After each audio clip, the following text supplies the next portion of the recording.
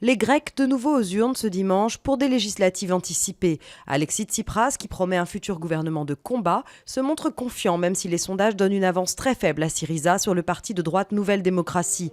Le Premier ministre de gauche radicale, arrivé au pouvoir en janvier, avait démissionné en août après avoir perdu sa majorité parlementaire lors du vote du plan d'aide de l'UE et du FMI. Bain de foule pour le pape à Cuba, place de la Révolution. Des centaines de milliers de Cubains et de touristes sont venus l'acclamer entre un monument de José Martí et un portrait géant du Che Guevara.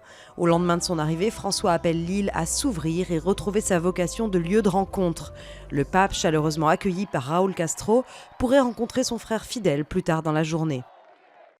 Plus de 4500 migrants secourus au large de la Libye samedi. Parmi les rescapés des Érythréens, des Nigérians, des Somaliens, des Libyens et des Syriens. Au large des côtes turques, 13 personnes sont mortes et autant sont portées disparues après la collision entre un ferry et un bateau de migrants.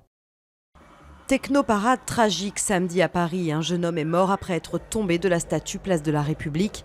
Il aurait glissé alors qu'il était presque arrivé en haut du monument. Pour la première fois depuis sa création, la Technoparade avait reçu le soutien d'un président de l'Assemblée nationale, Claude Bartolone. Ce n'est pas un mauvais rêve, mais un défilé en chair et en os. Une horde de 5000 zombies a défilé dans Strasbourg samedi. Le but, jouer à se faire peur comme des enfants, rien de bien méchant.